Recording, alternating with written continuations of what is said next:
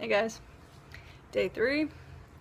I meditated for an hour at home this morning, did some yoga, and then went to the beach, went for a run, and meditated there for another hour, hour and a half. Then went to the yoga studio, meditated there for a half hour, and then finished the rest at home. Also, uh, read for a little bit and hung out at the beach. So those are my light activities of the day. Um, let's see. Today was kind of miserable meditating. I was just like really not feeling it. I was like, dang, the excitement of this experiment definitely wore off today, and I was like, shit, I really gotta meditate for 5 hours for the next uh, 97 days. Uh, yeah, but even though it was really difficult for me to sit still and concentrate, I feel like I'm not doing it right, but I've also been getting, well, first of all, I'm noticing even more just how like my mind works to try to get me to stop doing this or distract me. Like it's so good at coming up with any type of distraction. Like there are infinite things that it can come up with that seem really necessary, like things that I need to do right now. Like, oh, I haven't drank enough water. I need to go get some water.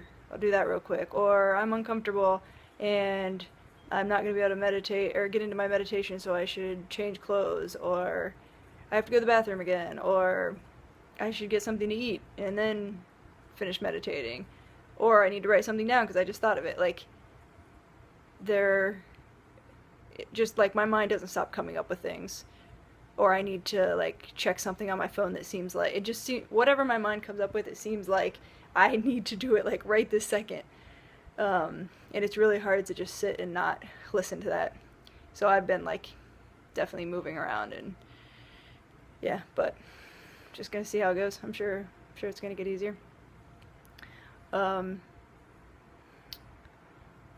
yeah. So oh, I've also been another thing is that I've been coming up with all these like really good ideas, even just in the last couple of days that I've been doing this, like ideas of things that I want to do, either things I want to make a career out of or just things for fun. And they sound really good. I've been writing everything down. I'm just going to wait before I actually pursue anything, uh, just because I want to make sure that this isn't like just my mind coming up with something like it has in the past, like, oh, that thing sounds good, I should go do that. But then whenever I try to do it, it's like, it makes me miserable. And it's not the right thing for me. So I want to, like, keep doing these meditations and sit for a while before I actually, like, take action on anything and make sure that it's the thing that I really want to do. Or, several things, but that I should be doing. Um, the other thing, I just had a really big realization. Um, so during Flow Group this weekend with Kyle Cease, um, I was talking to him about how, like, things that I've tried to do in the past, um, for example, like, I always, like, whenever I was younger, I really wanted to help out different types of people, um, like people that I thought, like didn't have very many opportunities in life or whatever it was. Um, so when I moved to Chicago to go to college, I worked in all these different places like community service centers or like after school programs, like social work type stuff. And I got really frustrated after a while because it didn't matter like how many things I tried to do or going places to volunteer or whatever. It was like the people that I was trying to help, I really felt like didn't want my help or wouldn't accept it or even were angry that I was there. And I was really confused because I'm like, man, I like really want to help people.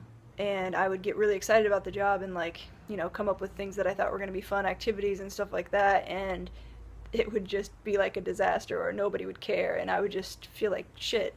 So I was I was talking to Kyle Cease about this and saying like all these things I've thought that I wanted to do to help people, they haven't worked out, and people have really just not wanted my help, I guess. And he was talking about how I'm experiencing the same thing, one of the same things that I do to other people. And I was like, what are you talking about? Of course. And he's like, not accepting help and like just thinking that you're a victim. And when I asked for an example, he said that I had been doing it to him even last weekend, because like when I would ask a question, or if he would just come up with something to say to help me, I would respond by like not really accepting the help, but just coming up with another problem, or yeah but, or another question that I have, and kind of like blowing off the advice that he had given me. So this just like came together in my meditation, that it totally makes sense that, like, for example, the people that I was trying to help before, whenever I was younger, they were all like people who lived in lived in like the worst neighborhoods in the inner city. They're all minorities, and of course they're gonna have like um, um, you know, things that have happened in the past that make them not want to trust people who come in there to help them. You know what I'm saying? Like,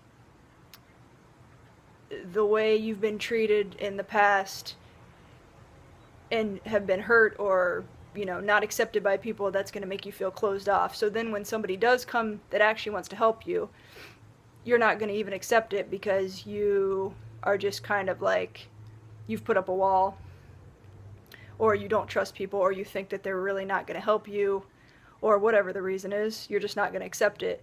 But then what happened was, eventually, like, after I tried to do all those jobs or all those things to help people, I started just being like, well, screw this then. Like, if they don't want my help, then I don't really care, and I'm going to stop trying to even help. So basically, by not accepting the help from people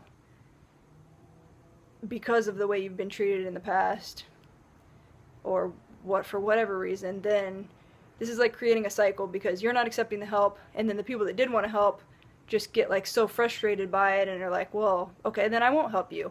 So it's the same thing that I'm doing to other people. People that try to help me, but either I'm upset at them about something that they did to me in the past, or they remind me of, I don't trust them maybe because they remind me of someone in the past who did something to me, or I just assume because of things that have happened to me that that I can't trust them, and that they're gonna do the same things, blah blah blah.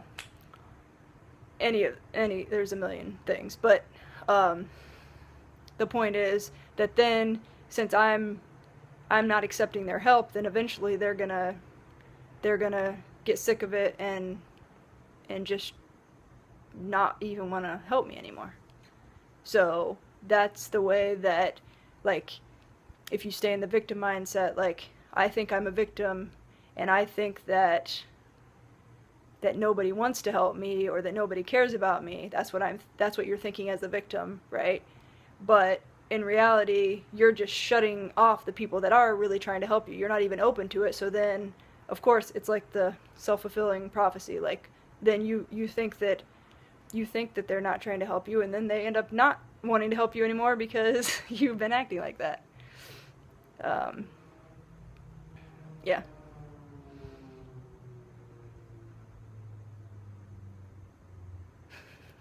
I think that's it for today. See you tomorrow.